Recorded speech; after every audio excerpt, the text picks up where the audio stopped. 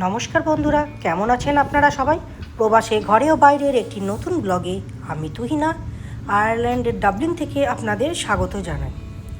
সকাল এই এখন 11টা মতো বাজে, আর আজকে দেখুন আকাশটা কি সুন্দর দেখতে লাগছে। দেখে মনেই হচ্ছে না আজকে শীতকাল বলে। আর আজকে বাইরে অতটা ঠান্ডাও ঠিক নেই, যেহেতু আসলে রোদটা উঠেছে সেই জন্যে অত ঠান্ডাও লাগছে না। আর এই দেখুন আমার সব গাছেতে কি সুন্দর ফুলেতে ভরে গেছে, আর যেইগুলোর একদম সেই ছোট ছোট বাল্ব লাগিয়েছিলাম দেখেছিলেন, সেইগুলো থেকেই সবে একটু একটু পাতা বেরিয়েছে। এই গাছটাতে এবার এত ফুল হয়েছে যে ফুলের ভারে গাছটা উল্টেই পড়ে যাচ্ছে বারবার আর কি। আর এই যে ঘরের ভেতরের গাছগুলো কি সুন্দরভাবে বেড়ে উঠেছে, আনারস, তারপরে আরও যে কত পাতাবাহার গাছগুলো কি সুন্দর চারদিকটা বেড়ে উঠেছে।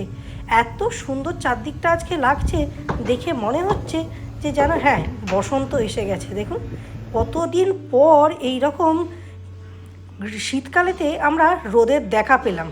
কারণ এইখানে সাধারণত শীতকালে তো জানেন যে শীতকালে বৃষ্টি আর ঠান্ডা একসাথে হয়, তো প্রায় এখানে রোদ শীতকালে দেখা খুব দুষ্কর ব্যাপার। তো যেই দেখেছি একটু রোদ উঠেছে অমনি ছুটে বেরিয়ে এসেছি বাইরেটা একটু রোদটা উপভোগ করব বলে, কারণ এরকম তো সচরাচর হয় না।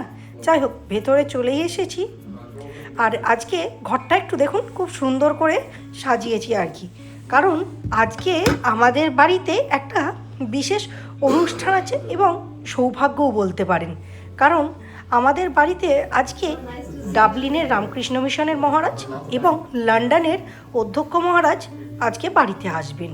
একটা সৎসঙ্গ মতো হবে আর কি। এই যে বলতে বলতে মহারাজ এসেও গেছেন। আমাদের আজকে পরম সৌভাগ্য যে মহারাজ আমাদের মধ্যে এসেছেন, তো খুবই খুশি আমরা। তো সবাইকে ওনাকে প্রণাম করে আমরা ওনাকে সম্বর্ধনা জানাচ্ছি আর কি।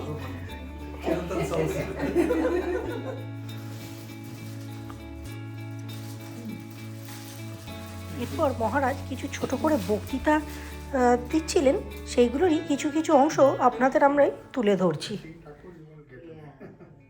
Thakur was so much full of emotion, even though she had bhava many times, but nothing was expressed.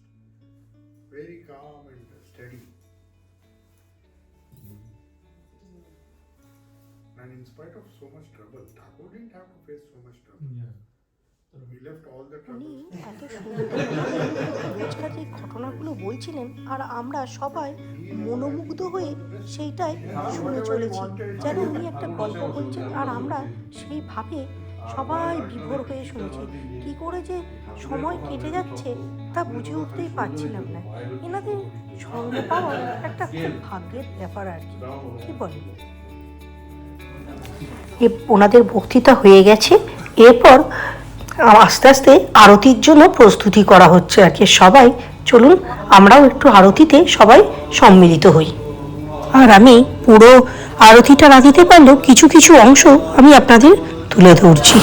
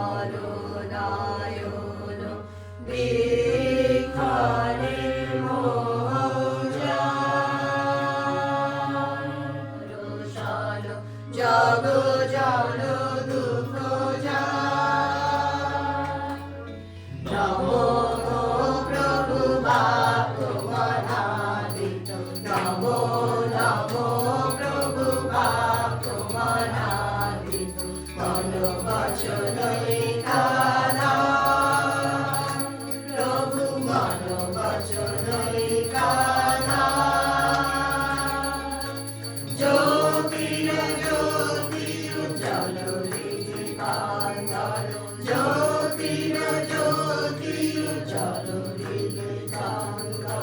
তুমি তব ভঞ্জন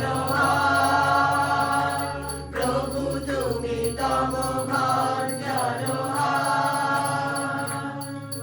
নমো নমো প্রভু পাকুমনাদিত নমো নমো প্রভু পাকুমনাদিত মনো বচন নিদানা প্রভু মনো বচন নিদানা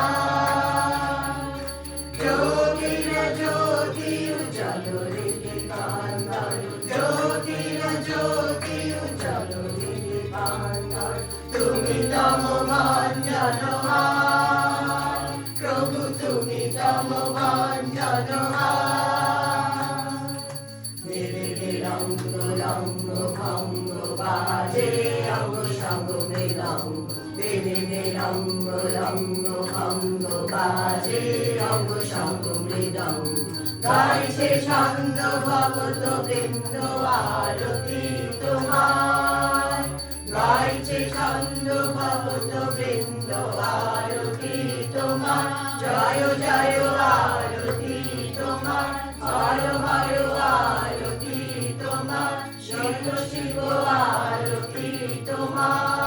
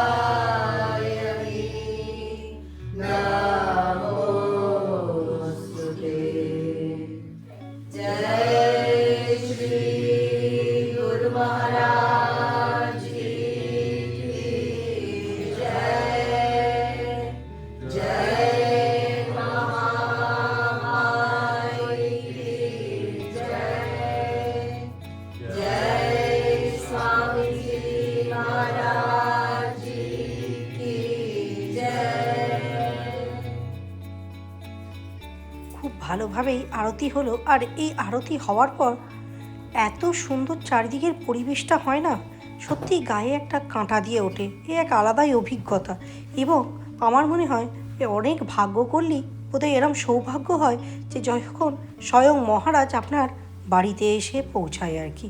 যাই হোক, চলুন এবার সবাইকে একটু প্রসাদ বিতরণ করার পালা। আজকের ভিডিওটা তাহলে এই পর্যন্তই। আজকের ভিডিওটা যদি ভালো লেগে থাকে তবে লাইক করবেন, কমেন্ট করবেন, শেয়ার করবেন। আর যারা এখনও সাবস্ক্রাইব করেননি অবশ্যই সাবস্ক্রাইব করবেন। ধন্যবাদ।